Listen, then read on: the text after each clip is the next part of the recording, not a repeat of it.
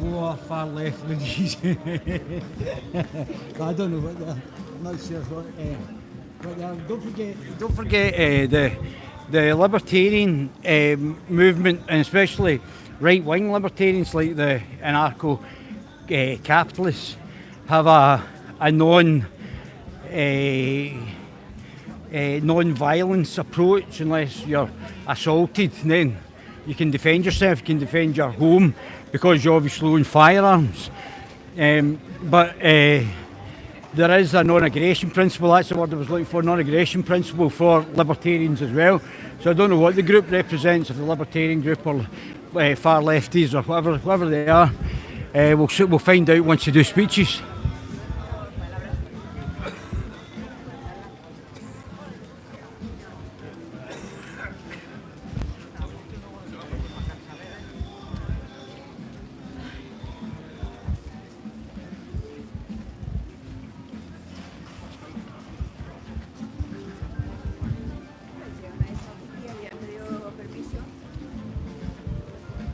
Well, how you doing, sir? You well? Only honest paper in the UK. Certainly is, brother. How you doing? Good to All see you. I think it's the same guys as were doing the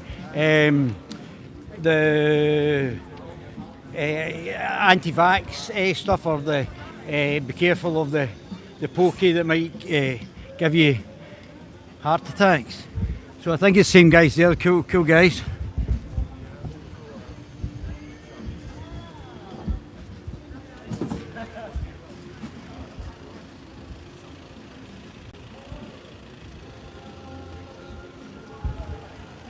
So, the Lighthouse tells you the truth, sir, doesn't it? How you been? You well? As I say, it's the only honest paper in the UK. Well, the rest are all controlled by WHO, WEF. WHO, WEF, they're all controlled. This is the only honest one. I think the last time we met was at the anti-vax in Glasgow. Yeah. And how's things been going? Are you getting more? Yeah, they're giving it a lot of papers, yeah. A lot more people are waking up. More people are waking up, yeah. And is this the sort of same guys from the anti-vax thing? Yeah, they're good guys. They're good. Cheers. Yeah. So they're good guys, man. They were good. The same guys that did anti-vax are the same people here as well. So they're all good people.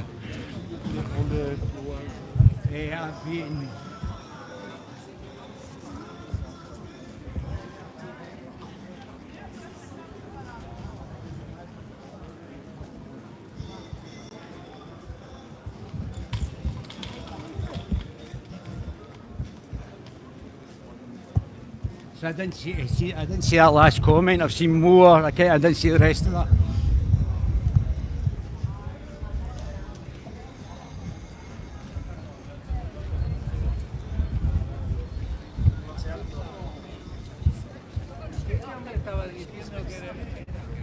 So, if we're going straight up, we're going to be walking straight into the Alex Salmon people who are walking straight down.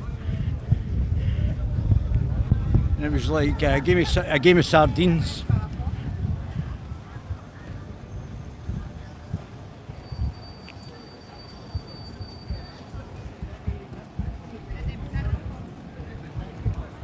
I would just slow down for the rest of them, but.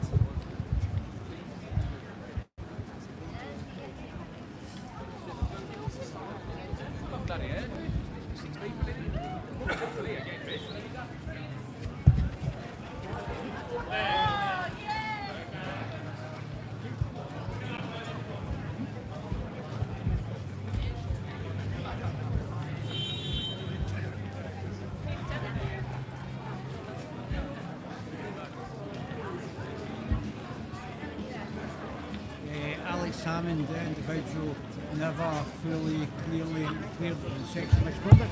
Yeah, I'm not quite sure, but being in the courtroom, certainly the vast majority of the charges were nonsense. They weren't sexual anything. And it's very worrying that an individual can be charged with something that's not really criminal. There has to be a clearing of definitions of sexual misconduct. It can't just mean touching somebody's arm or touching somebody's hair, giving somebody a cuddle or a peck. That's absolutely ridiculous.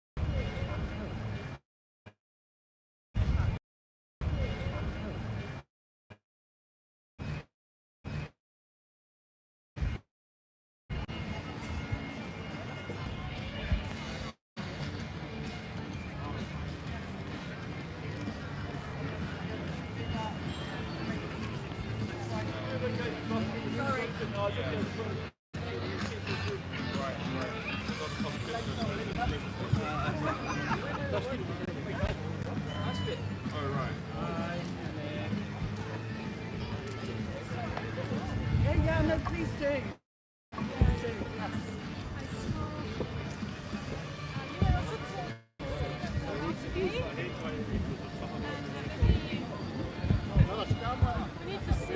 Yes. Which way are you going up here?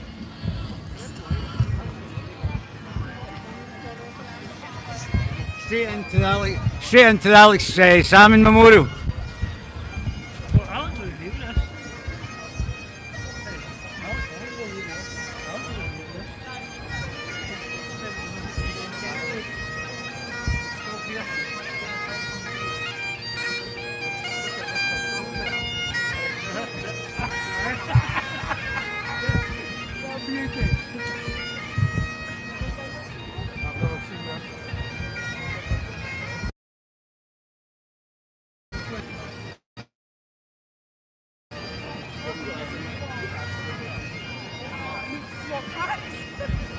Down that way, pal.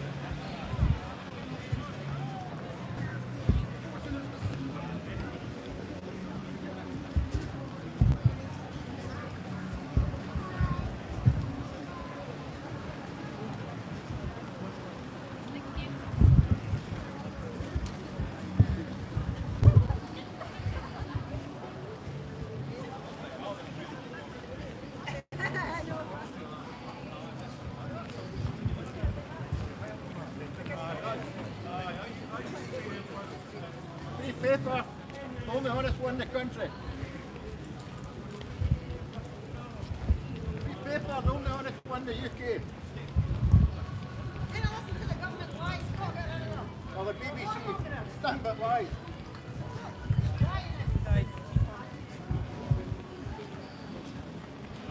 Free paper's what the media don't tell you. Hi.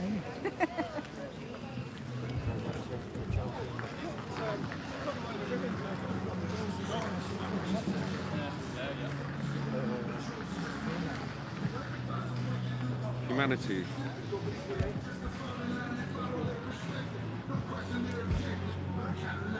Yeah, but that's what happened. Thomas, I'll take it back with me.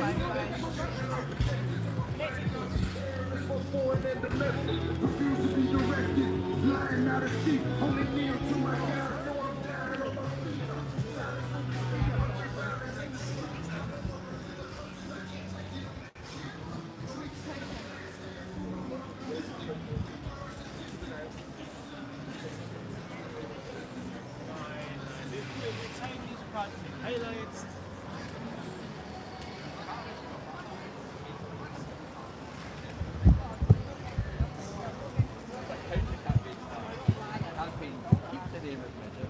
I stand for war. Why? Let's cause war. It's good.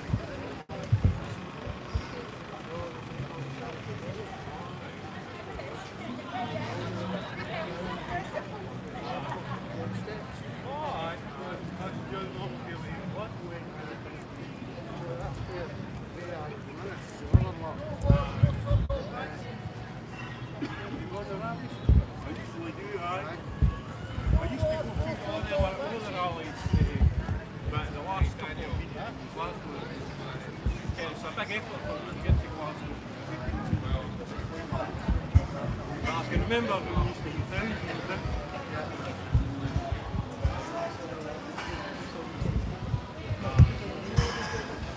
I went to one, I think it was February or March this year. So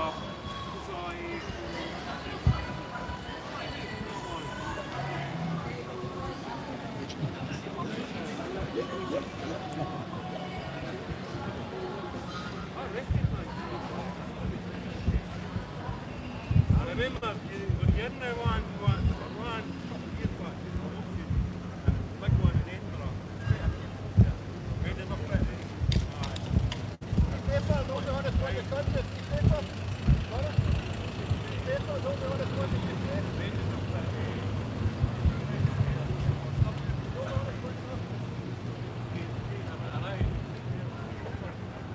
But we discovered she was dead.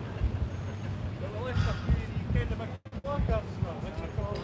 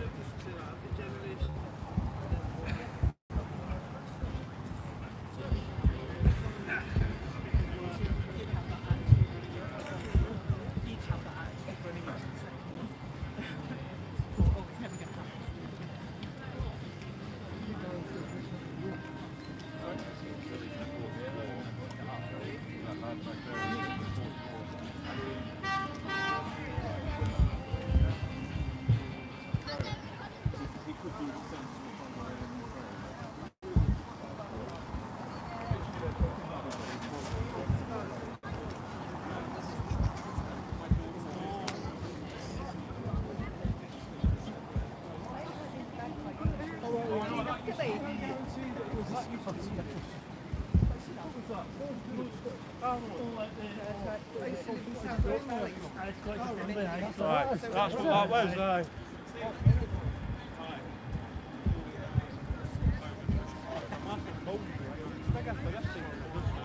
What is it? Carlton Hall's quite interesting if you go up there. I need to go up. It's quite steep. Yeah. They've got an observatory at the top. Okay, the helicopter. The steps are yellow.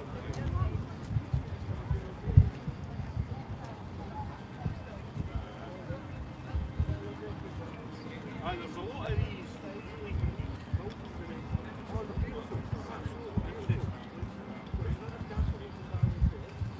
Still on.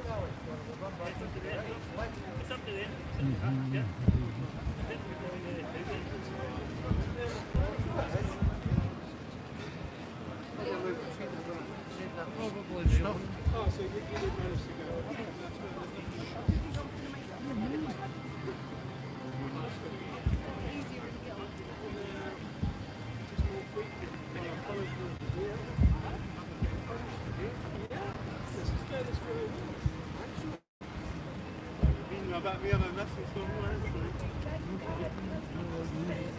Maybe some comments about this on Sunday afternoon, Alex? The punishment is the day. The punishment is the day. I think we've been out far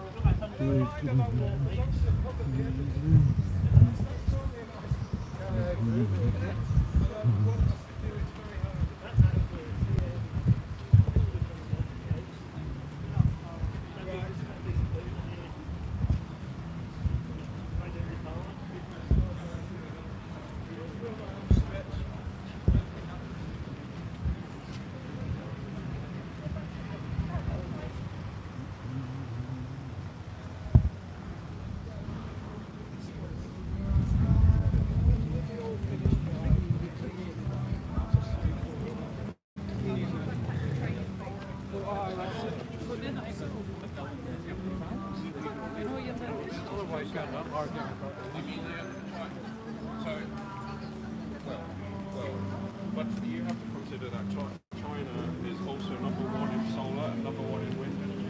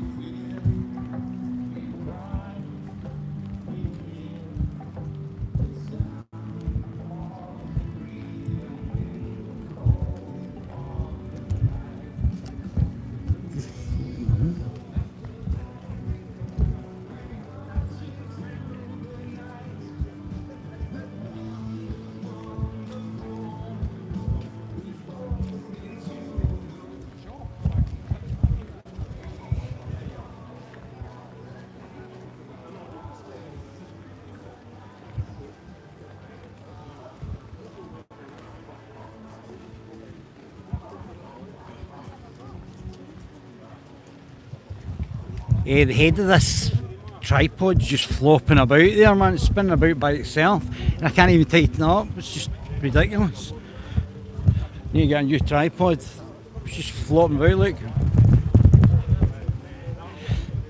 And there's nothing I can do to stop it. Quite disappointing. It's quite a good tripod, but got a floppy head.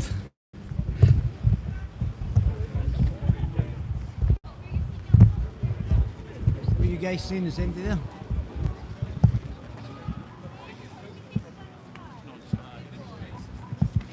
Yeah, I mean, his plan is a non-stop.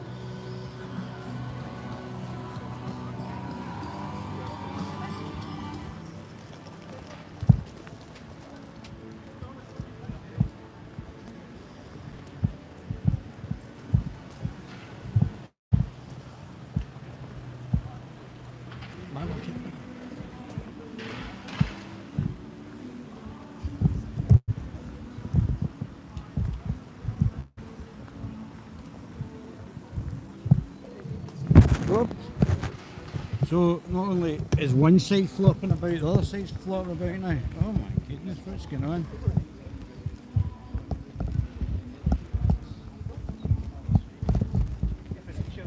Slightly better.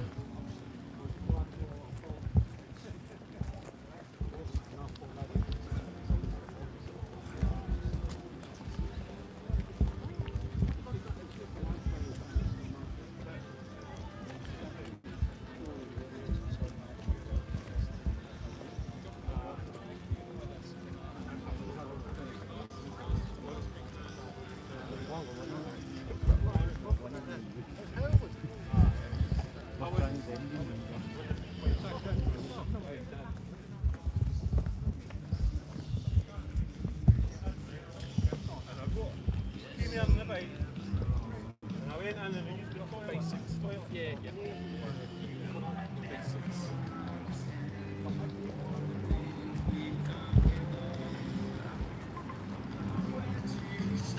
Yeah.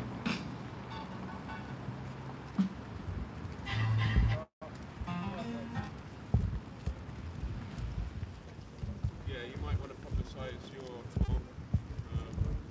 Marketing as well.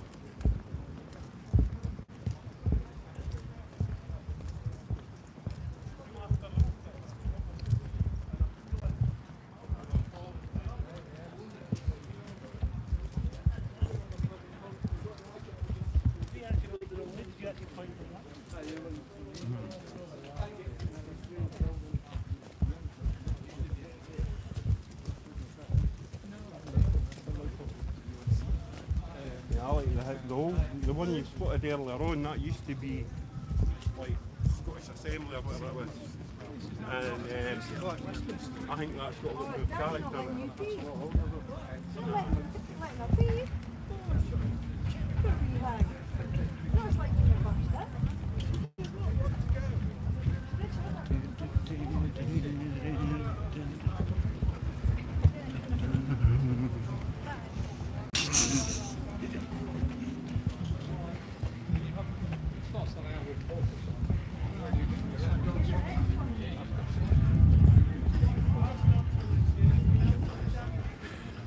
Well, not sure the Scottish peace movement seems is as big as the Islamo-fascist and Marxist movement, the pro-lefty Islamist movement. I'll come back to that later on, but yeah, not sure if there's a desire for peace or what.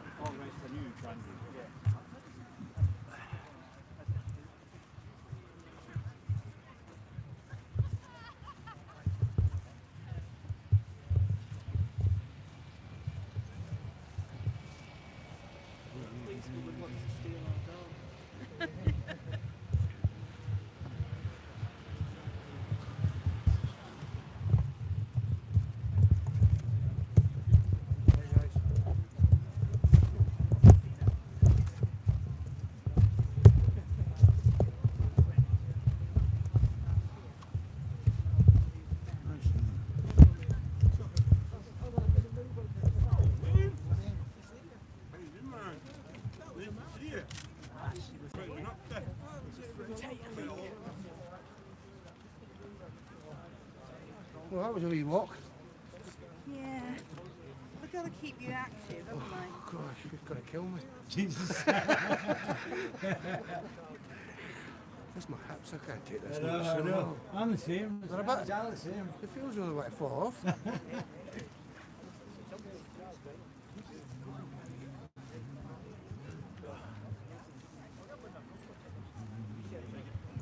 Well, it's nice to see more bodies. Yeah. really Less is. research since the COVID. It was only me and Alex last time at Dundee. Oh, is it? Fucking freezing as well. And the heavens opened.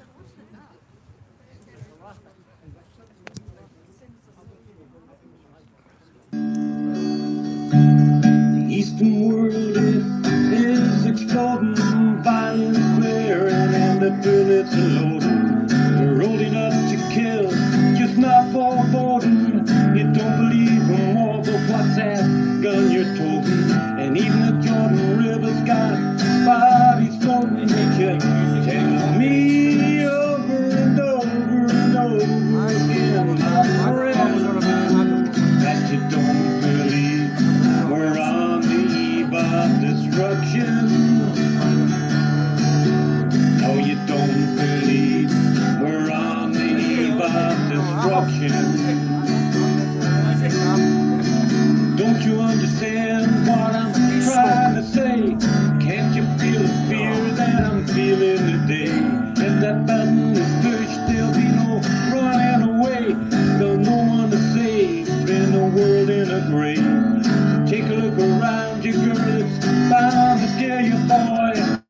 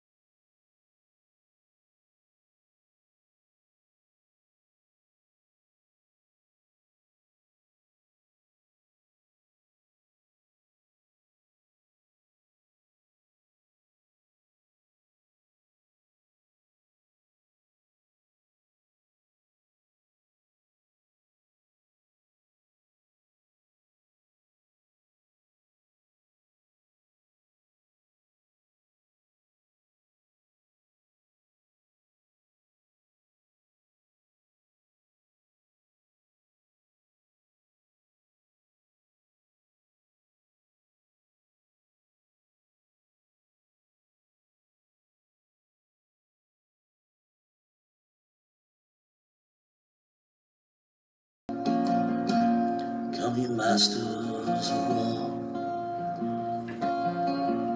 you that build all the guns, you that build the death planes,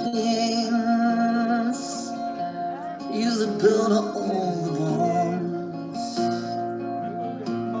you that hide behind the walls, you that hide behind desks.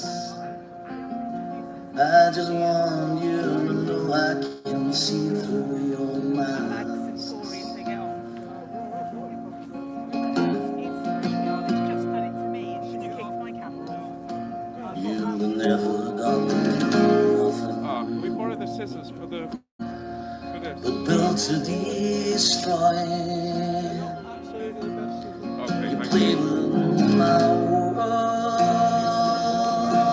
like it's your little toy. You put a gun in my hand and you hide from my eyes,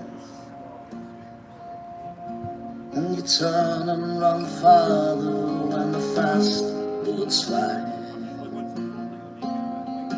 The tears of hope, you lie and deceive. A world war can be won. You want me to believe, but I see through your eyes, and I see through your brain, just like I see through the water that runs down my drain. Oh, you fasten all the triggers for the others to fire, and then you sit back and watch while the death count gets higher. You hide in your mansions while young people's blood flows out of their bodies and is buried in the mud. You fall the worst fears that could ever be hurled. That's fear that brings children into this world. When my baby, unborn and unnamed, you ain't worth the blood that runs in your veins.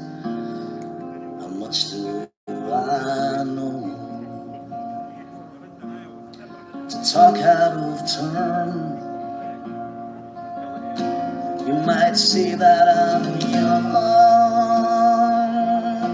you might say I'm unlearned, but there's one thing I know, I'm younger than you. Even Jesus would never forgive what you do. So let me ask you one question. Is your money that good? Will it buy you forgiveness?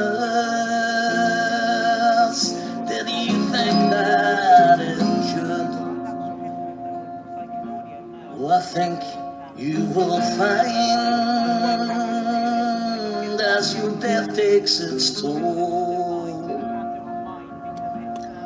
all the money you've made will never buy back your soul. So I hope that you die and your death will come soon. I'll follow your casket on a cold afternoon, and I'll watch while you lower down to your deathbed, and I'll stand over your grave till I'm sure that you're dead.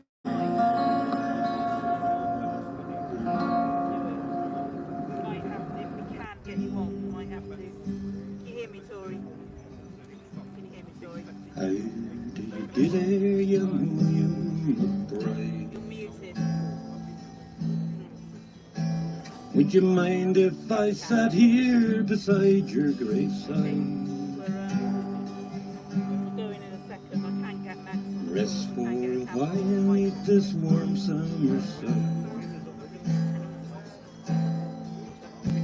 I've been marching all day, Christ, I'm nearly done.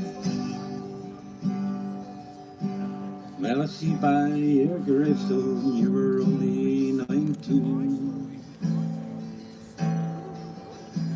when you joined the great falling of 1916. Oh, I hope you died quick and I hope you died clean. Our William McBride, was it slow and obscene? Did they beat the drum lowly and play the fife low? Did they play a death march as they lured you down? Did the band play the last postal chorus? Did they pipe flowers in the forest?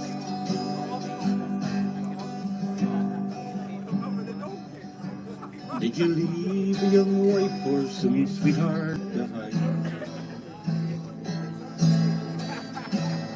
In her faithful heart are your memories enshrined? Or are you a stranger without even a name? Enclosed forever behind a glass frame, in an old photograph that's worn, battered and stained, fade into yellow and brown in the fade. Did they beat the drum slowly and play the pipe low? Did they play a death march as they lured you down? Did the band play the last postal chorus? Did they pipe the flowers in the forest?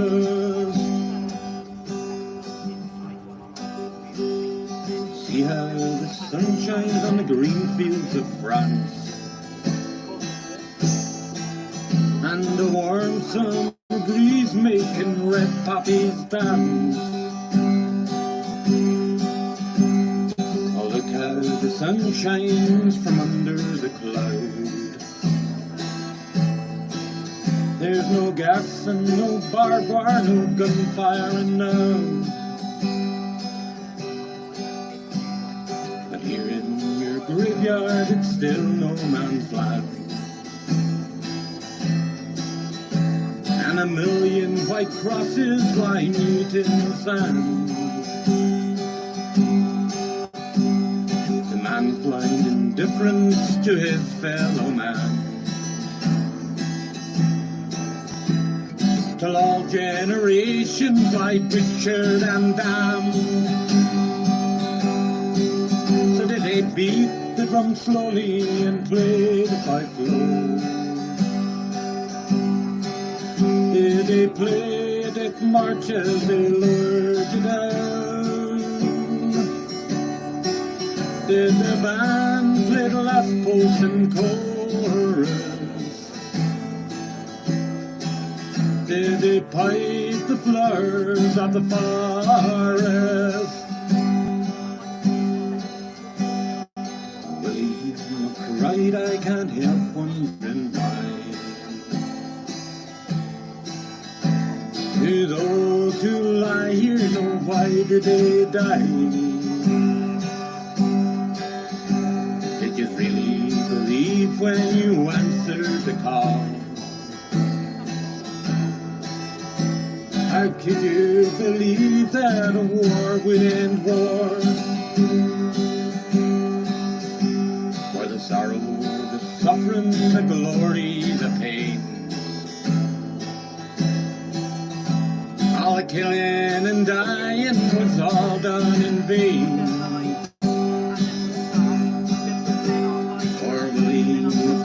answer, it's happened again. And again and again and again and again. So did they beat the drum slowly and play a pipe low? Did they play a death march as they lured you down?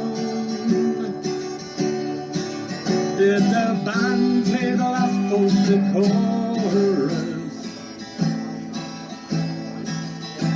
Did they pipe the flowers in the forest? Did they pipe the flowers in the forest?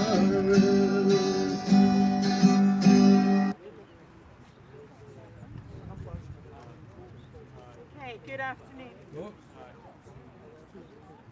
Good afternoon.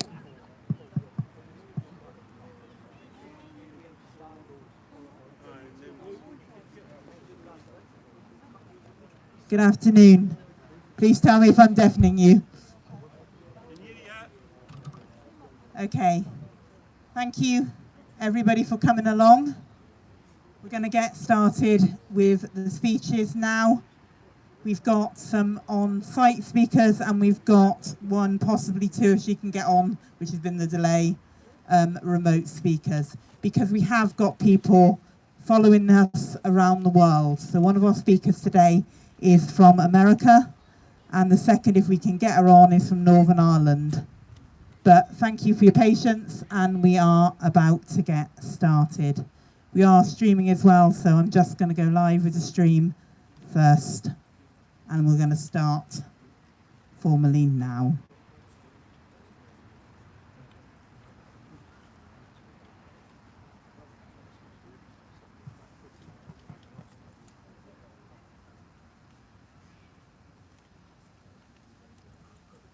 Okay.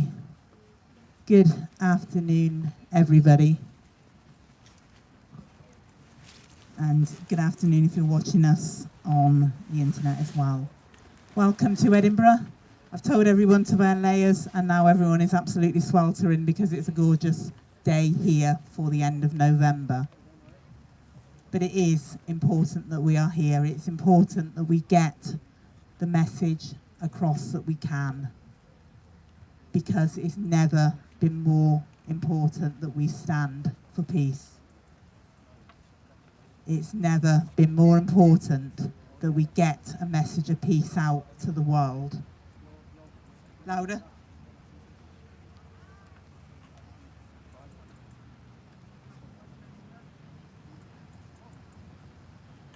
Is that better? Yeah. Okay, cool.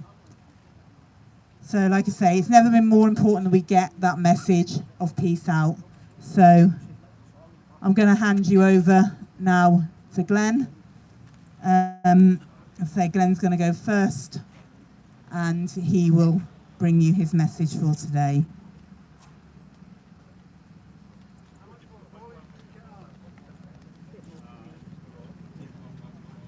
Okay, well, thanks, Alex, for that introduction, and it's nice to see some people here. It's nice to see some people here. I'm unaccustomed to public speaking, but I'll give it a go. The last time I spoke was in Glasgow, and unfortunately we have to drive all the way up here. So it's nice to be up here again. Okay. All right. So this is not going to be a long speech, but hopefully it will be. It'll convey how I feel. It's going to come from my heart. Okay. So today's the last day of November. Today is the last day of November, and in 25 days, it's going to be Christmas. And yet again, this year, we're going to be at war. It's going to be another Christmas at war. And make no mistake, we are at war right now. We will be at war because we are supplying a war. We are arming people. We are arming the Ukrainians. We are giving them our missiles. We are readying our army to go to Ukraine. And the reason we're doing that is because those people in there and those in Westminster are not listening to us. They're not listening to our message. They want war. Do you think they're going to ask you? Do you think they're going to ask any of us before they send our sons and daughters into a battlefield? Do they even consult you? No, they don't. And they never will.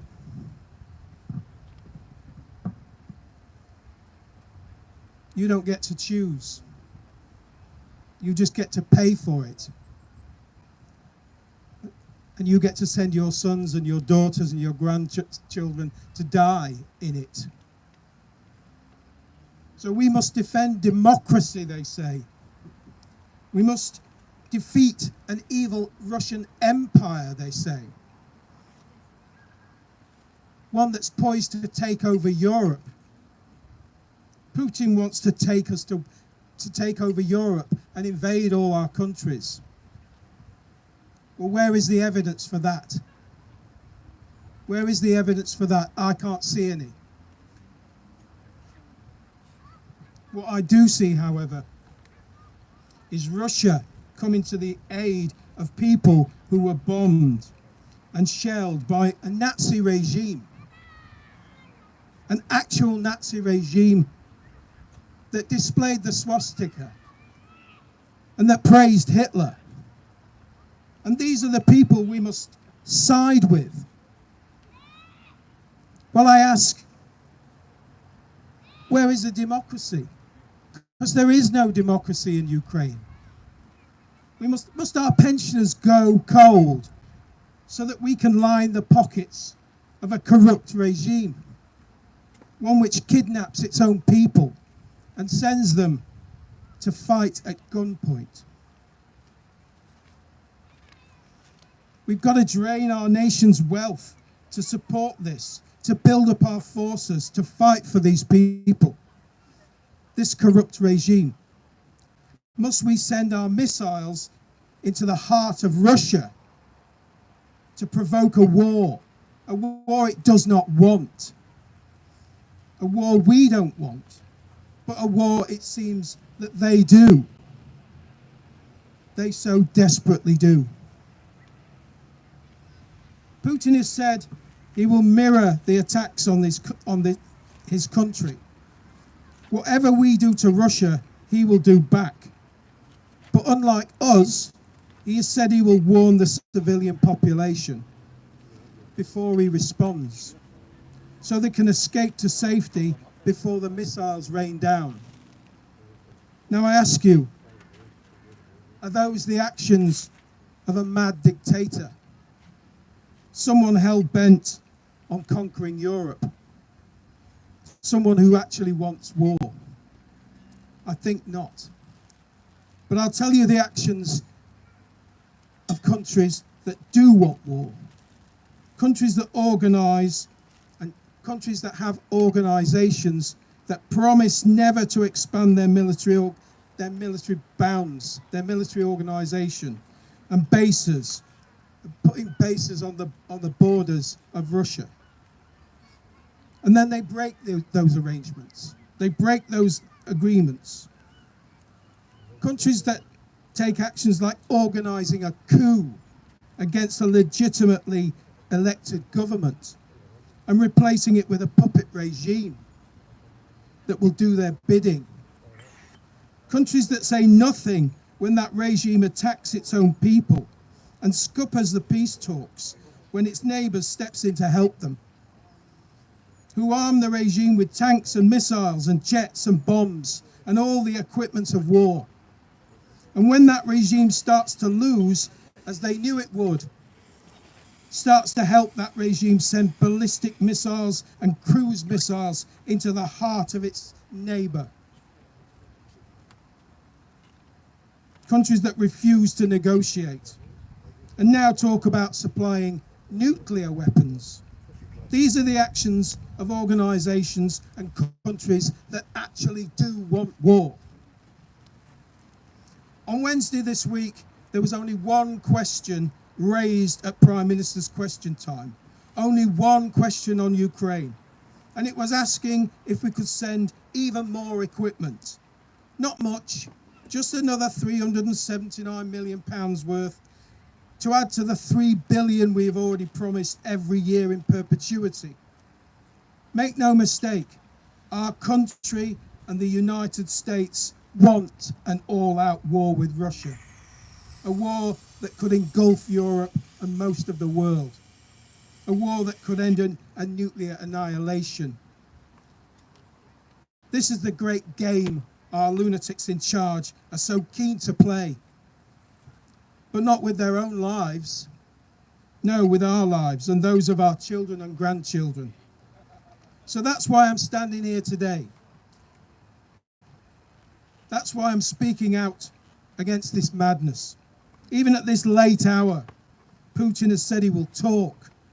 He will negotiate. If our lunatics would only come to the table.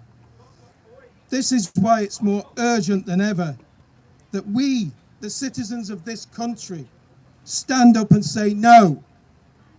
This is why we must stand up and stand for peace, because they plainly will not. Thank you for listening.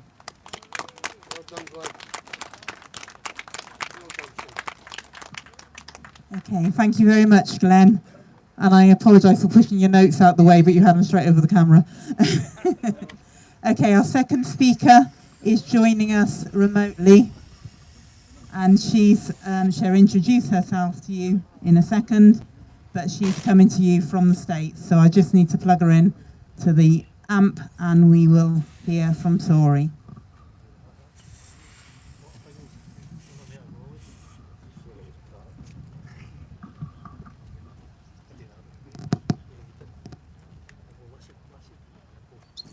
Tori, can you hear me? Say something. I can hear you. Can you hear me? Yes, I can. If you introduce yourself, tell people where you're from, and say what you have to bring them this afternoon. Yes. Hi, folks. My name's Tori Devonshire. I live in Lancaster County, Pennsylvania, in the United States. Thank you, Alex, and thank you, Glenn. I don't really have anything prepared. I'm just going to speak to you about how I feel and the way things have changed here real quick in the last few weeks. A lot of folks are thinking because we have a new president coming in the next month and a half that it's going to make everything go away. But it's not, and this administration is making sure of that. If you don't realize we're at war, we are. You only need to look at our countries telling us how to prepare, telling us to stock up, how to survive a nuclear war. They know it's coming. They want it to come. They're telling us it's coming. But it's our job to tell them what to do, isn't it? They work for us, and they have forgotten this. They have forgotten this completely. And we have become complacent in allowing them to get away with it, thinking we can vote it away. And we can't vote it away. And we can't put all our faith in any one politician anywhere. We all need to stand together. We all need to stand up and say, no, we will not sacrifice our lives. We will not sacrifice the lives of our sons and of our daughters. So a bunch of career politicians can get richer. So some war machine can get richer so they can keep making their bombs and make money off of it while killing people. I don't like it. I won't have it, and I will do everything I can to stand against it. So stand with us now. Stand for peace. We have to do this. If we do not stand up and tell them no, they're going to walk us right into this, and it's going to be really bad really fast. If all we can do is stand together and say we want peace, we stand for peace, no wars, no more killing, no more supplying weapons of mass destruction in other wars and making our own people targets, no more. It's our job, folks. So get up, stand up with us, and tie your ribbon around a tree, light your candle, have a conversation, make a sign. I'm so glad that our people showed up today at Edinburgh, and I hope it continues to grow. Thank you all, and stand for peace. Back to you, Alex. Okay, thank you very much, Tori. And Yes. Tori mentioned tying ribbons. She mentioned some of the other initiatives we have, because we are trying to send a message worldwide. And aside from the rallies, we have initiatives which say on a Sunday afternoon at 2 p.m, stand on your doorstep, take your sign, take a sign home with you today, or make your own, but stand on your doorstep at 2 p.m. on a Sunday afternoon for peace. And tell your neighbours, tell your friends why you're doing it. Spread that message worldwide. And take a ribbon away with you today, or get a white ribbon yourself and tie it around a tree for peace. Send that message. We stand for peace worldwide. And when it gets dark on a Sunday evening or another evening in the week, light a candle, put it in your window, again with a sign, I stand for peace. Let's spread a very simple message worldwide. We stand for peace. And I'm going to hand you over now to our third speaker for today. So I'll let him introduce himself to you. This is Colin. Hello everyone.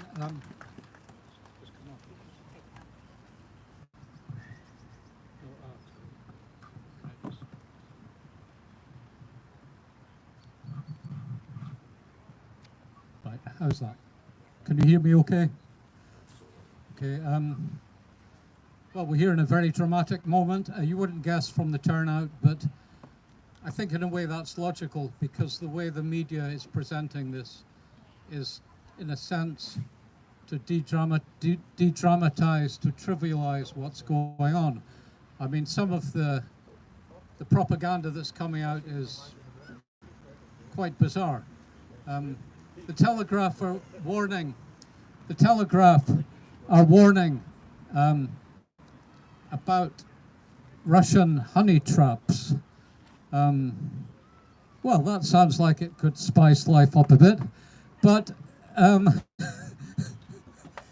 they're also, I know the Telegraph this morning is also heading on a fiendish campaign of sabotage by the Russians. You know, apparently they've been sort of putting little bombs to go off somewhere.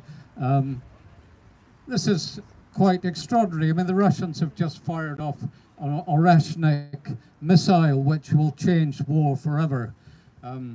But there's no mention of that. People don't know what's going on, and they haven't heard some of the quotes that I'm about to come out with. For example, this Admiral Thomas Buchanan, he's from Strategic Command.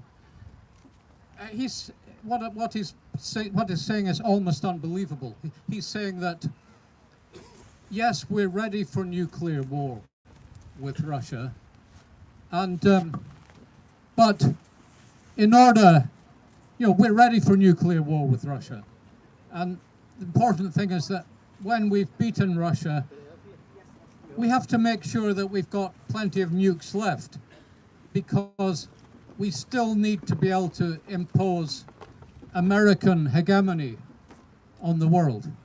I mean, what an unbelievable statement. There's also this guy, Rob Bauer. He's the chair of the NATO Military Committee, and he was speaking at the Berlin Security Conference, and he said that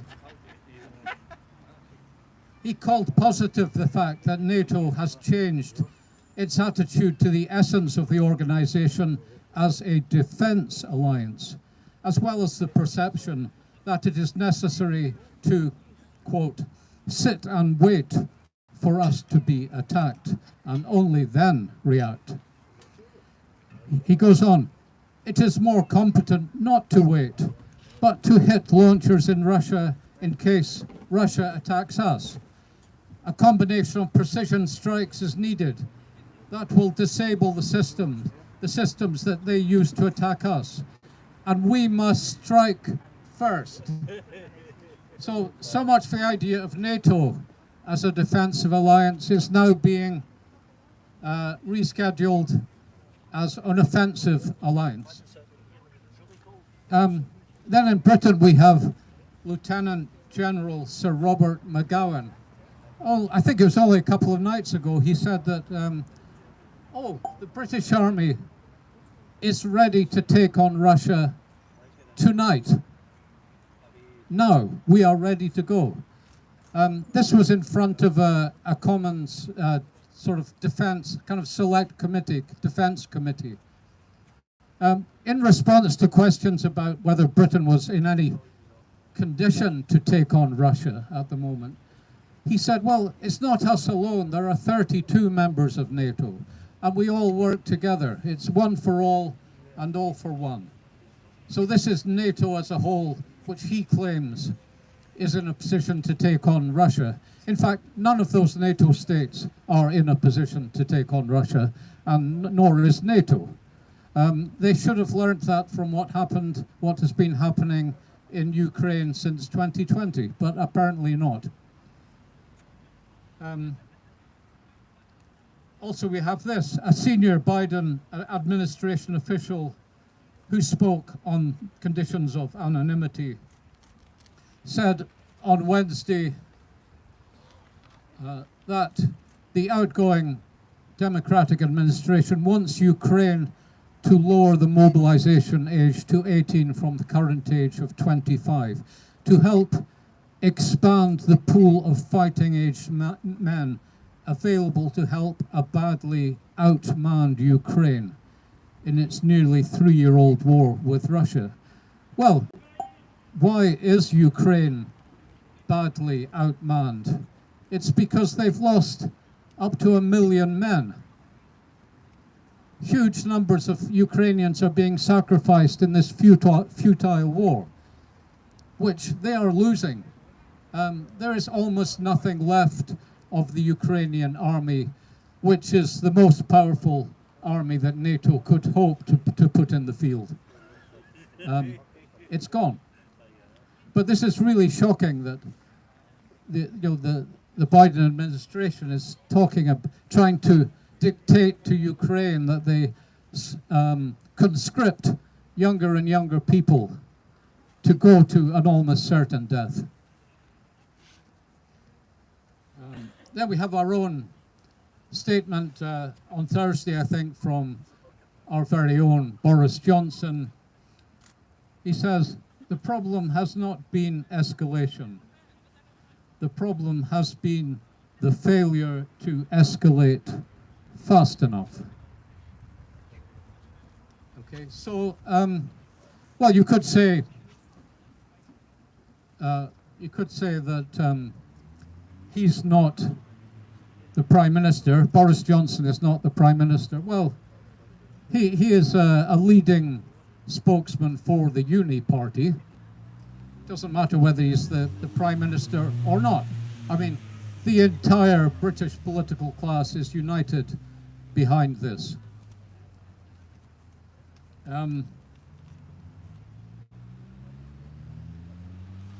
mean, for example, so in the face of these open calls for war, for conscription, to escalate the conflict, what response has there been in the House of Commons? In fact, almost nothing. Jeremy Corbyn fielded a dolly of a question to Starmer, who simply swept it aside. Nigel Farage has made one or two noises questioning the wisdom of escalating the conflict, but he was completely torn apart by Labour foreign policy spokesman Francois the other night on GB News, and he was also savaged by a couple of neocon commentators who ridiculed his idea of having a vote in the House of Commons. You know, they were saying, well, do you really think anyone in the House of Commons would vote against war with Ukraine, would vote against firing Storm Shadow missiles into Russia using British operatives, British teams? And of course they were right. The whole House of Commons would vote in favour of it, just as in the same way that they gave a standing ovation to Zelensky back in 2020. So there is no opposition within the British political class. And that must be almost a first. There was always someone in the past who would stand up against these kind of outrageous and irresponsible acts. I mean, just to remind you that the latest phase of this crisis, after Starmer went to Washington in September, his appeals to Biden to be able to fire these missiles into Russia were summarily rejected. But Biden then simply changed his mind. And it's hard to see what's going on there, but this was an act, an extreme provocation in the face of clear warnings from the Russians that this would constitute an act of war. Of course, the other interesting thing is where's the response from Trump? Trump has won the election. He's the president-elect, and he won on the understanding that he was a peace candidate. Unfortunately, there seems to be nothing from him. I mean, if he was a serious peace candidate, he would have immediately said that he would rescind these measures that Biden had put in place as soon as he came into power. He would have said that publicly to reassure the Russians and possibly stave off a more dramatic response from them. But nothing has come from him. And the statements from his new appointees are far from encouraging. Waltz, who is the National Security Advisor, has said that, you know, Trump is working hand in glove with the Biden administration, and that, in fact, the launching of the missiles into Russia will bring benefits when negotiations come. And Trump's envoy to Iran, General Kellogg, has said the same thing. So it would appear that the idea of launching these missiles is to create new facts on the ground, which would then favor negotiations from a position of strength. This is Trump's doctrine of peace through strength. What that means is that we continue to be the great world power, and we can dictate to the Russians the terms of peace. This is completely delusional. It's completely delusional. The USA is now a second-rate power, certainly in terms of missiles and missile defense, which are the key elements now in these wars. They have no answer to the Oreshnik missiles and other missiles that Russia undoubtedly have. So why pretend that that they are moving forward from a position of strength? This doesn't look good. The idea that you can simply call a ceasefire and the Russians are going to stop at the present line of engagement is completely delusional. The Russians, even before the war, made clear what their goals were in terms of guaranteeing their own security, and Trump has updated these terms and made it perfectly clear what he wants. Russia will incorporate the Donetsk and Novorossiya into Russia. They want the Ukraine government to become neutral, i.e. free from the influence of the Nazi anti-Russian phalange elements, and they want guarantees that Ukraine will not be part of NATO ever. They also will want the Americans to move their bases back from the Russian frontiers in places like Poland, because they don't want the Americans to be able to launch stealth nuclear attacks on Moscow. Now, it's one thing to talk of peace, but it requires realism to discuss peace. And I don't see that coming from Western elites. They seem to believe that they have a God-given right still to rule the world, to dictate to other countries that they are exceptional, that they are chosen, they have a manifest destiny to rule the world. This is where they stand now. This is an empire at its last gasp. And looking at the way they're approaching things it's really completely lunatic, it's complete lunacy. Hopefully we come through this crisis without this escalation leading to, a major war. But it'll be no thanks to the political elites in the West. We also have to look, I don't want to go on too long here, but just to quickly point out that the peace movement has also to orientate itself for the long term, because whatever happens, they're now announcing that rearmament is on the cards. They're now making it perfectly clear that the West will rearm. Bauer made it clear in his speech. There are plans to, we have to have also to have hypersonic missiles. We have to have a new generation of hypersonic missiles to be fired from submarines, etc., etc. There is talk everywhere of conscription. An amazing document has just come out recently in Sweden, and it's talking about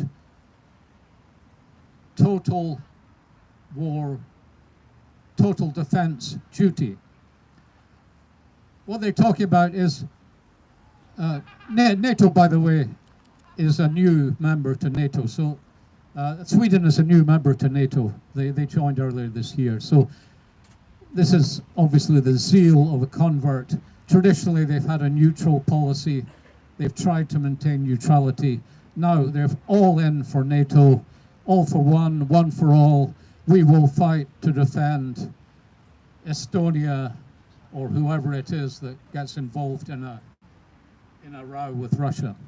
So they're talking about total defense duty, meaning the mobilization of the entire population, either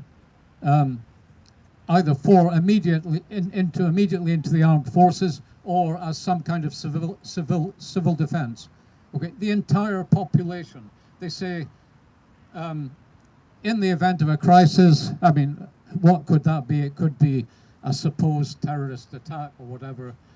They will activate this, and everyone will be obliged to report to a particular point and report for duty.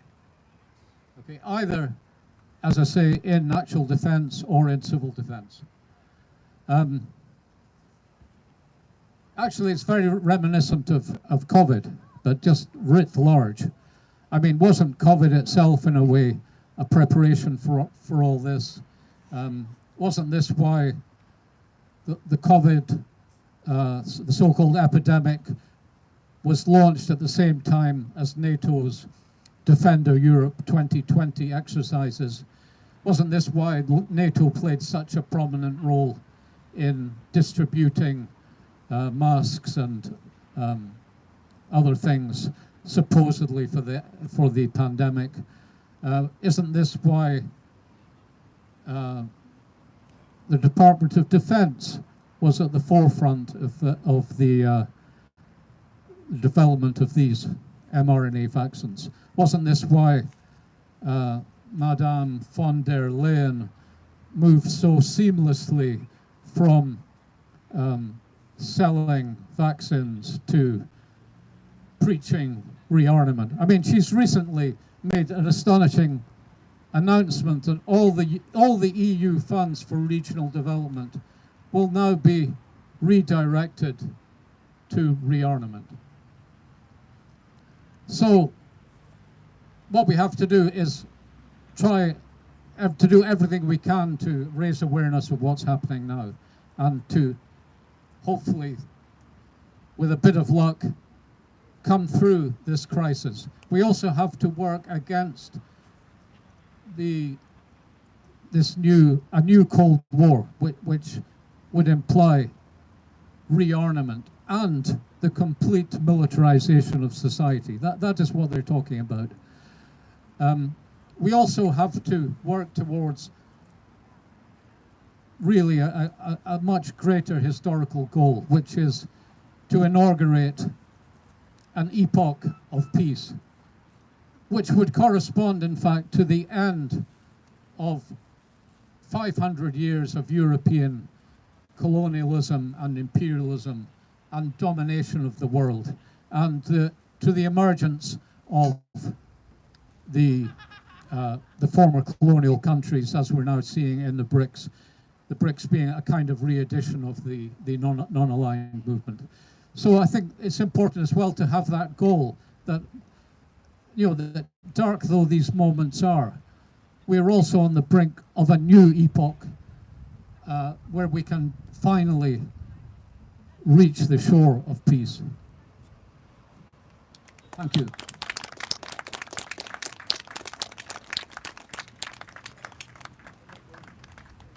Okay, I'm going to have to bring this down a bit. I'm not tall enough. Thank you very much, Colin, and apologise for hitting you in the face with the flag early on. Okay, I've got a new speaker for you today.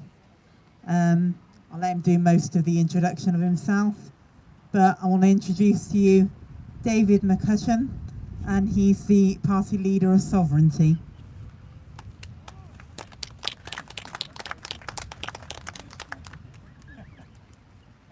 So good afternoon, everyone. Can you hear me okay? So my name is David McCutcheon. I'm going to be speaking a little bit about the war in Ukraine, which for me is quite a personal topic. When I was 9 years old, we, as a family, my parents, my sister and myself, we went overseas for the very first time to the city of Kiev. So my father at that time was following after a Red Cross aid convoy. So my very first time overseas as a 9-year-old was to Kiev, back in the day when everyone was going to Mallorca and to Ayr, maybe. So we went to Kiev, and for me that started a lifelong fascination with the region. Unlike many of the folks sitting in that building over there, I've been to both Russia and Ukraine on a number of occasions. I've spent 8.5 years, my apologies, living in Eastern Europe and in Central Asia, and speak a couple of the languages of the region fluently. So when you hear the lie that is repeated on television constantly, that this war began 2 years ago, and it primarily is a war between Ukraine and Russia, it's very important that you understand that you're being subjected to propaganda. The reality is, when we were visiting Ukraine in the early 90s, engaged in aid work, ruthless capitalists like George Soros were engaged in the rape of the economic resources of Eastern Europe. And when good-hearted folk from Scotland were donating dental equipment, we brought and equipped a number of dental laboratories at that time. When this was being donated by the public services here in Scotland, other folk were sweeping in enjoying a once-in-a-lifetime arbitrage opportunity to extract as much of the mineral wealth as possible of Ukraine and Russia. And it's very important to understand one thing about Ukraine.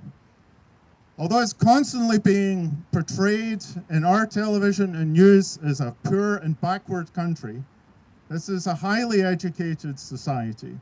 These are people who we discovered in the early 90s have hearts of gold. And it's a very rich society in terms of its own natural resources. The world's most fertile soils are in southern and eastern Ukraine. As the neocons in Washington are fond of pointing out, it is sitting on some colossal quantity of mineral resources as well. To all intents and purposes, Ukraine should be this day a European powerhouse. But why is it not? Why is it not? If we backtrack not to 2022 when the war started, not even to 2014 when Euromaidan took place, not even to 2004 when the Orange Revolution, sponsored by the CIA and their assets, took place in Kiev, but to the years before that, it was already clear that there was an important struggle going on in the Ukrainian economy. And that was a struggle between what are frequently referred to as corrupt oligarchs and Western commercial interests. The reality is that a number of these oligarchs are frequently portrayed as pro-Russian or anti-Western, were one of Ukraine's last opportunities to have their own sovereign business class, free from international control. And in the coming years, in 2004, when the Orange Revolution kicked off, it was a revolution that Soros, the Sorosites as they're called in Ukraine, it was a revolution that they sponsored in order to get their man, Yushchenko, into power. Because Yanukovych, the president of Ukraine at that particular moment, was trying to walk the line. And if there's one thing that the neocons hate, it's the via media. It's trying to walk the line in terms of supporting your own national interests and not supporting the interests of international capital. So initially that revolution, as you'll be aware, in 2004 was successful. But the Ukrainian people in 2010 again spoke up.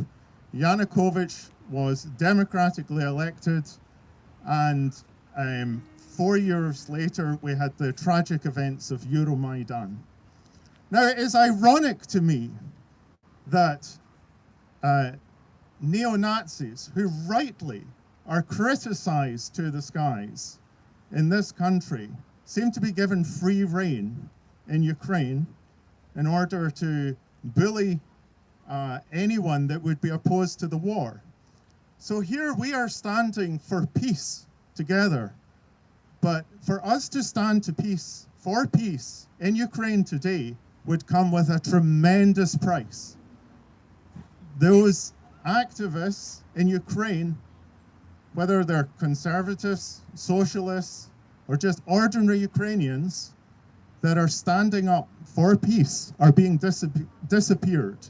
The SBU, the Ukrainian security services, we know are engaged in appalling practices.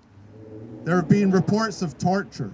There have been reports of sexual violence against women. There have been reports of racketeering, frequent reports. And these thugs are often posting pictures of themselves online.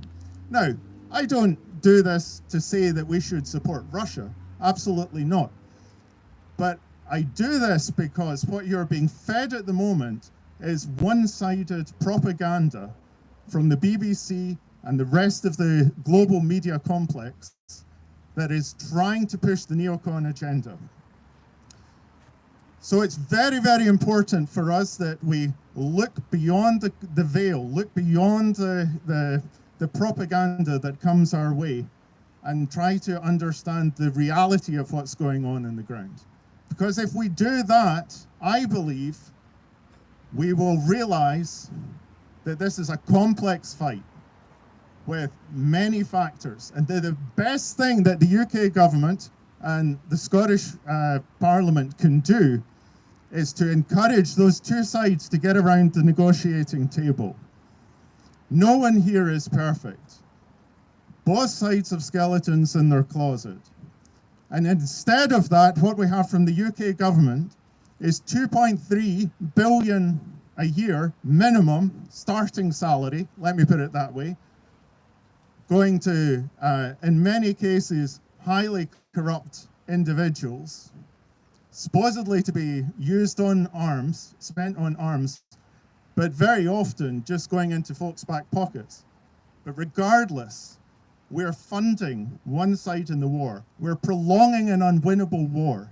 Whereas if you really care, as I do, and I'm sure all of you do as well, about the people of Ukraine, the best thing that you can do is send the message to Starmer and his cronies in Westminster that they should be stopping the arms shipments, because nothing will stop the war faster than taking the oil out of the pan. Take away the weapons, and there will be cries for peace almost overnight. So I would encourage you very much that what you're doing is something that is ahead of the curve.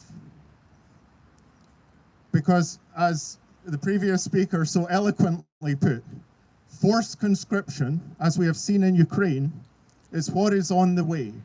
It is being telegraphed to the people now. They're saying it's coming and then denying it. And then they're saying again it's coming, and then there's more denials. And this is their recurring tactic.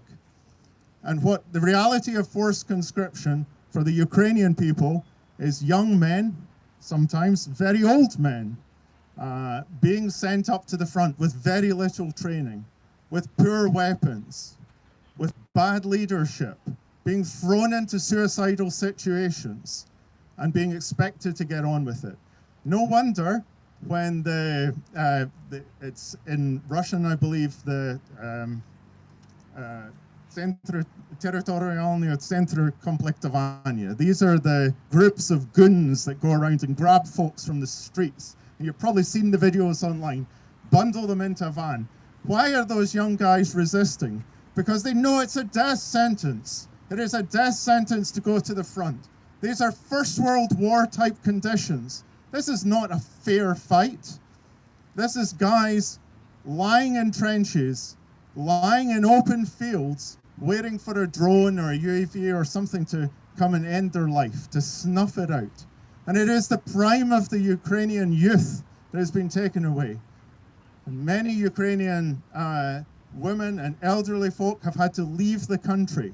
According to Azarov, formerly a very influential figure in Ukrainian politics, the post-war population of Ukraine, which was 44 million people, today is estimated at between 18 and 19 million people. Either people have emigrated, fled, or they've died on the battlefield. And we did this. We did this. There was no possibility for the opposition in Ukraine to speak up and to say no to the war. Because when they did, they ended up being disappeared, tortured, shut down, or forced abroad. This is our client state, and it is in the power of Washington and London to end this war today. So it is imperative upon us that we keep going with this fight, that we keep up the pressure on the corrupt neocons that benefit financially from their wars. And it is imperative that we let them know that the people of Scotland do not support this, and that we stand for peace as we do elsewhere in the world. We stand for reconciliation, we stand for dialogue, and we stand for a better future for the people of Eastern Europe and for our own country, with our consciences washed clean from any involvement in this conflict. So with that, I'll hand back. Thank you for being here.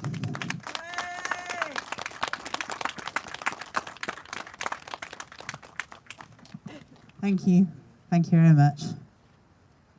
And it's great to hear the voices almost of those people, because we have this attitude, this tendency to look at war as being over there. And it's not over there. Well, it might be physically for now, but less than 10 minutes is how long it would take for one of the new Oreshnik missiles to get to London. Might take a little bit longer, but not much longer to get to Edinburgh. It's not over there. These people are real people. These people have lives, they have families, they have hopes, they have dreams, they have things they wanted to do with their lives. And that's what we so easily forget. So it's great to hear about those people from someone who has lived among them. And that was a great testimony, a great reminder that these people need to be in our thoughts from all sides of the war. It's so easy to get caught up in the geopolitics. It's so easy to get caught up in what's going on that we forget this is people's lives. We forget this is people's children. We've seen that when we look at Gaza. We've seen that when we look at everything that's gone on and every child, every innocent that has died. In every war across the world, this is people's lives. We didn't grow up as a generation that knew war. The generation that did is more or less all gone. But we must remember for them. People keep shouting never again, but they forget, they take out of context, because every group of people that's exterminated, it should have been never again, not just one group of people. We need to get into our heads the way the world works, the way life works. I had to write a paragraph about myself the other day, and I said, I'm nobody. And I said, I don't mean that as some sort of humble brag or for someone to object, because I literally am. You won't recognise me from some way, well, you might from a podcast, but you won't recognise my name, you won't know who I am, because I'm just a normal person. But it's the normal people of the world, the normal people of Scotland that needs to be heard, that needs to speak up, that needs to say not in our name. And in that, I said that Stand for Peace was just that. It was normal people standing up and saying, no, no, we don't want to be a pre-war generation. No, we don't want to rearm. No, we do not want to go to war. We do not want our sons and daughters called up, because it will be eventually. We don't want to send our children to die for the elite's wars. And that's what we're trying to say. That's a message we are trying to put out, and will continue to try. We will be back next year. We will keep going. We will keep going through the winter with the doorstep stands. We will keep going with the ribbons on trees. We will keep going with all of it, because we need to. But the other thing I said is, we're maybe not traditional pacifists. A number of our members are ex-military. The rest are concerned parents and concerned grandparents.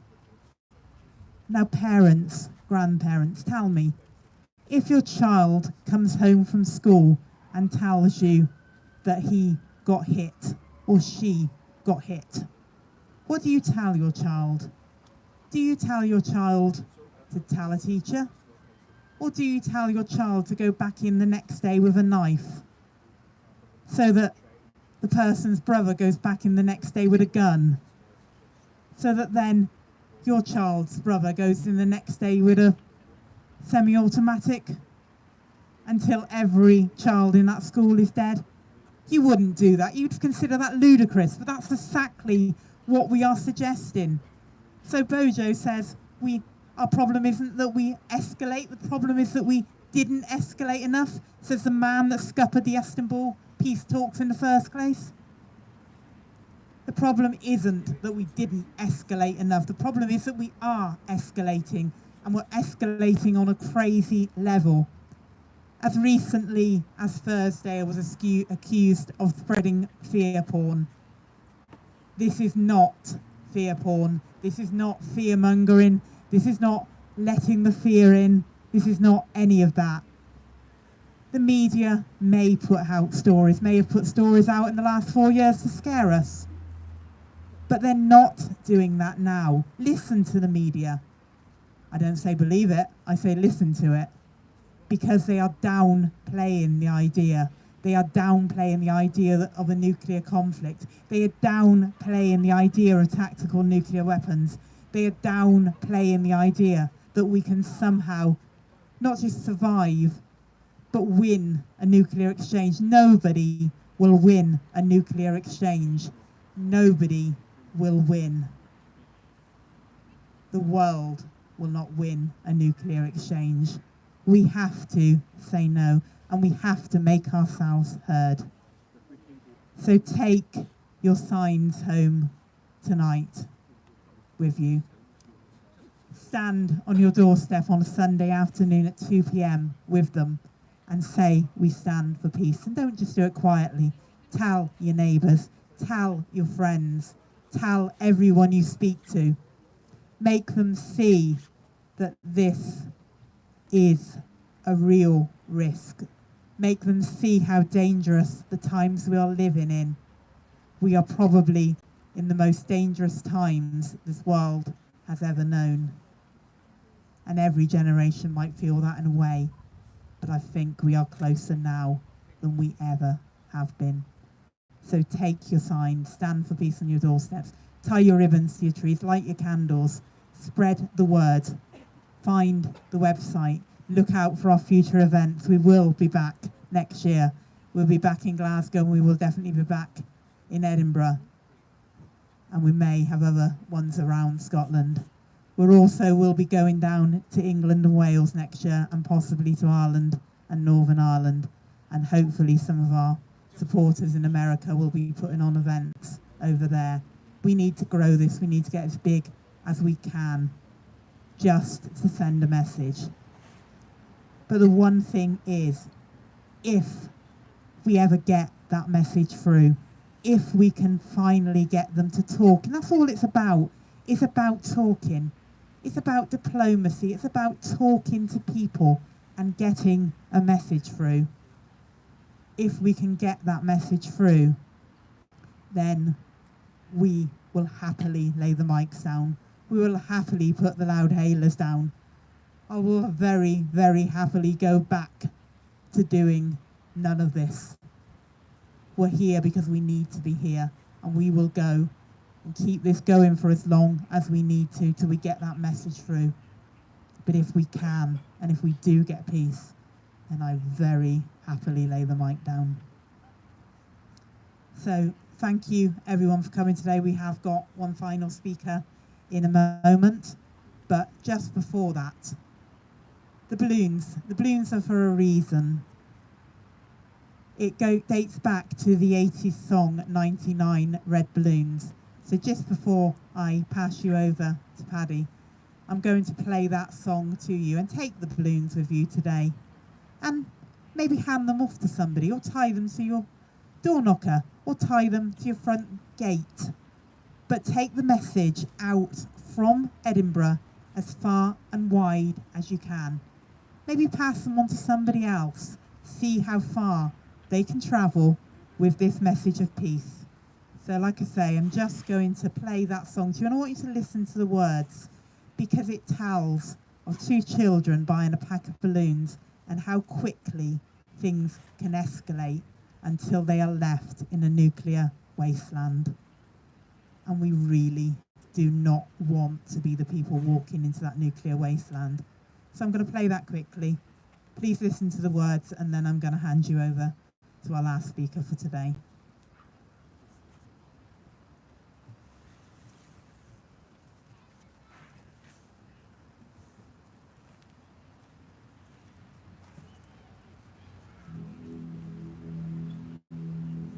You one day in a little toy shop buy a bag of balloons with the money we got. Set them free at the break of dawn. So one by one they were gone. Back at base, bugs in the software flash the message, something's out there, floating in the summer sky. 99 red balloons go by.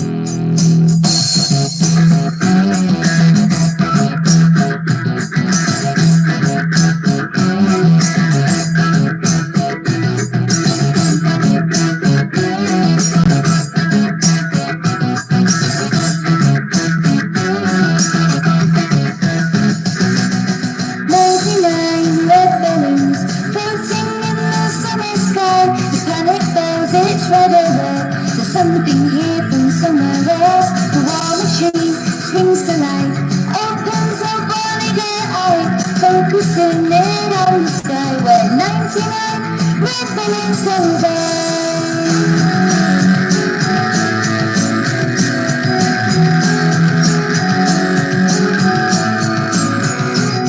99 Decision Street where 99 ministers meet to worry, super scurry.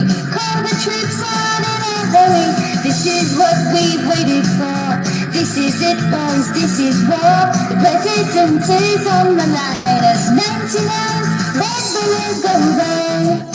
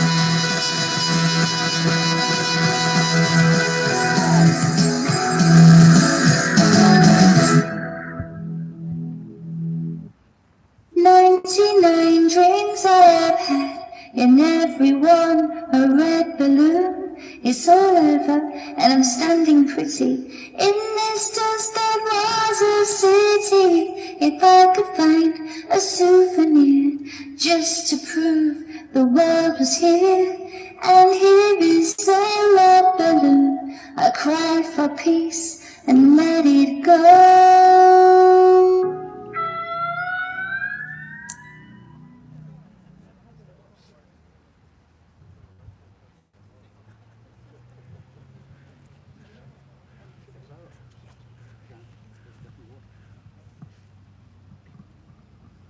Right, folks, you'll be quite happy that we've almost finished now. Can I just say to anyone that's watching, I'm assuming you're still broadcasting live, yeah? Any American audience, happy Thanksgiving to you guys. To people who are Scottish, dispersed over the world, the Jacobites, you will recognise the white Jacobite rose, a symbol of peace. And I'm going to say really what adds to what David said earlier. Globalist power needs to be reined back before the American globalist bullies end up dragging us into a nuclear exchange with their rhetoric. And for anyone who has not studied geopolitics over the last 30, 40 years, like I have, let's step you back and go through some of the basics. Russia has been painted in the media. There's a huge gap between the rhetoric, the mainstream media bullshit, because that's what it is, and the reality. The mainstream media rhetoric paints Russia as nothing but an aggressor who invaded Ukraine to attack them, and in the media we were told there was fascists in Russia. The facts of the matter, when you step back, are as follows. In 2014, as David said earlier, 2014, the Maidan Revolution occurred, paid for by America. Britain is a satellite puppet of the USA and has been since the collapse of the empire in 1945. And I mean the British Empire, and what we have had since then is that we have been under the boot of the American empire, who have extended their bases to about 700 to 800 bases all over the world. And they have smashed their way into, during the Maidan 2014 revolution, to take over Ukraine, to use it as a launching pad on the back of George Soros's plan to split Russia into 9 different areas to exploit and rape their resources. The American empire hegemony wants every nation on the planet to submit to them as the global bullies. Their days are numbered. Britain has been nothing but a satellite puppet. This parliament is a joke, because in essence our culture on St. Andrew's Day, and I'm going to a St. Andrew's gig later on tonight to celebrate St. Andrew. St. Andrew is also the patron saint of Ukraine and Russia. Both nations are brother Slavs. Both nations would never have been at war were it not for the American empire seeking to take over Ukraine in 2014, which they did. Listen to Victoria Nuland's speech that was recorded, where she said, Natsenuk is our man. They controlled it. They created the image of the peaceful little puppet, Zelensky, who took over Ukraine as the president, as a peaceful candidate. That nation has been torn apart, and the American slogan has been, Americans are saying, we are prepared to fight until the last Ukrainian. So they don't give a damn about how many thousands and thousands of people die in Ukraine. It has been a proxy war where the Ukrainian army have been trained to use ATACMS, American missiles, and British missiles. And you cannot fire such missiles unless you have American and British troops to fire those missiles into Russia. The Maidan Revolution was part of George Soros's plan to actually take down Russia and rape its resources. If you study geopolitics, you will understand what globalism is about. Listen to someone like Colonel Douglas MacGregor, who was a former advisor to the president way back, a man with a military career. I come from a military family. My father fought in Malaya for the British Empire, dragged off at the age of 19 and spent his 19th birthday in Malaya. And my ancestors were the first to mutiny. The McRaes.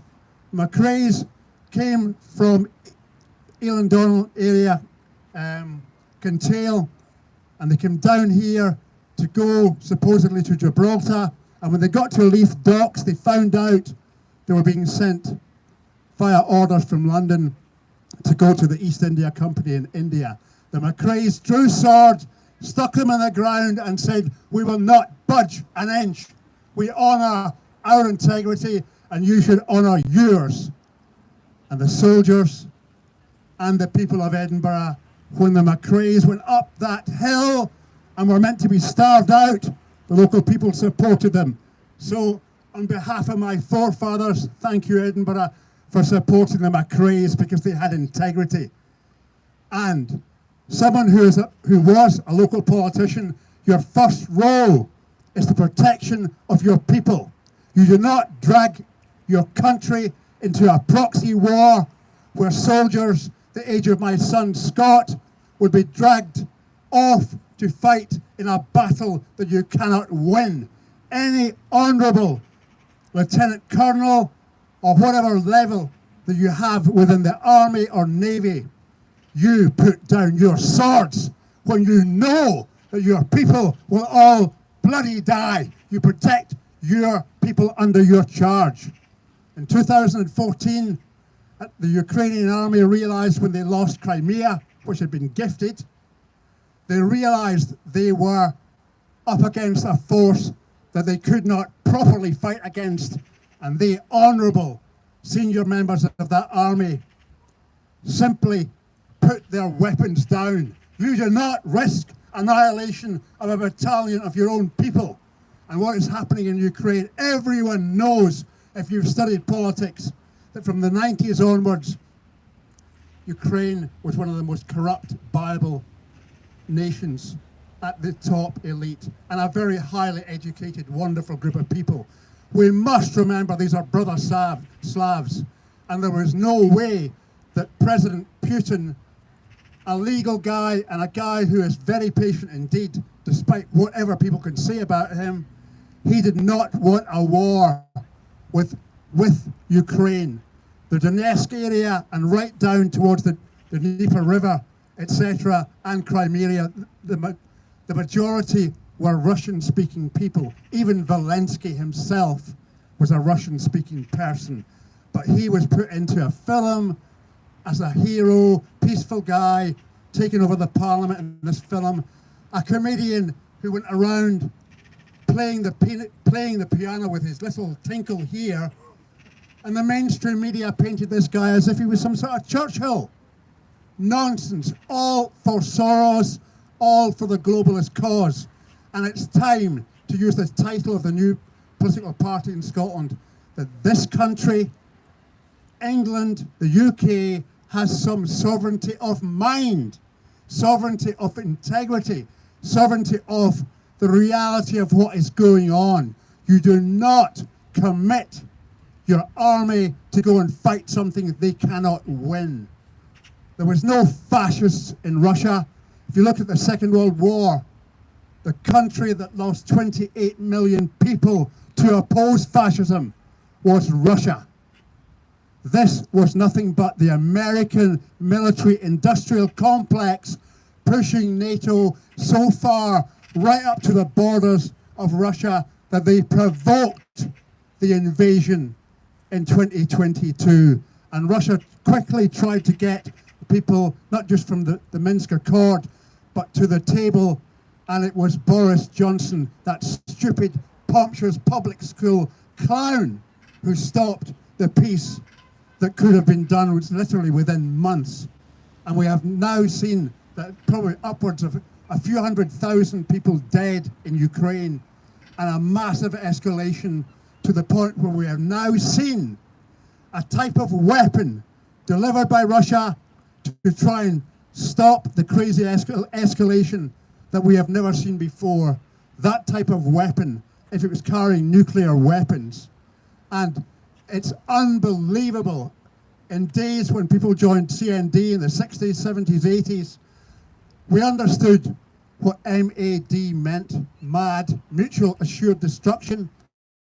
We understood if there's a nuclear exchange, it will be escalated to the point where the first place you would hit, if you're an opponent of the UK, is Fastlane. If it hits Fastlane, it's going to obliterate the whole of Glasgow. We'd better get the reality into our heads. And it's time that we really need to speak to and lobby these rhetorical politicians. Because when it comes down to it, as Jean-Paul Sartre, a French philosopher, once said, when the rich wage war, it's the poor who die. I penned a few lines where, well, a couple in the middle. And the first one is a line from Robert Burns, where he said in a letter to someone, "I wish I could wash all tears from all eyes." And I've added a few more lines to that. I wish I could wash all tears from all eyes. I wish I could stop every bullet that flies. I wish I could end the warmongerers' lies. When the rich wage war, it's the poor who die. Let's hope over the next few months, folks, we can keep going and we don't see any crazy, mad, arranged setup somewhere to provoke and escalate things. And let's not be deluded about President Trump. When you take £100 million from a Zionist organization who are the ones behind the globalists, you're a hostage to those who own you. He is likely to start trouble with Iran because of the propaganda and the stereotypes about these countries. It is time that nations learned to treat each other with respect, to understand each other, and an Enlightenment sort of trope. Individual rights and individual liberties can be rolled out to countries. In a scenario where you have a bully in the playground, we need to stop those bullies. The playground is now the world. The largest bully of all has been America. War is racketeering. War is racketeering. About 60% of the money that went to Ukraine from the UK and from America through swiveling doors, through turning doors, goes back to the military-industrial complex, and it pays for the politicians who are bought.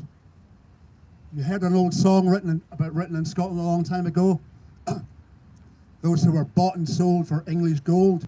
Well, it's now bought and sold for globalist gold.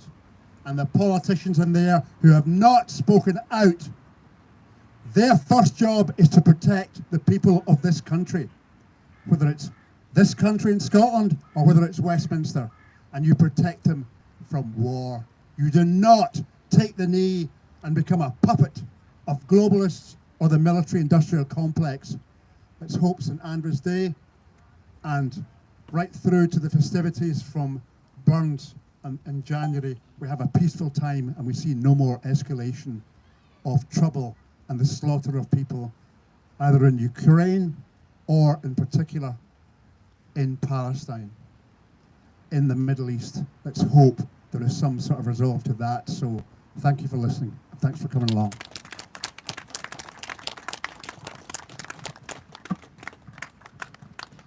Thank you very much.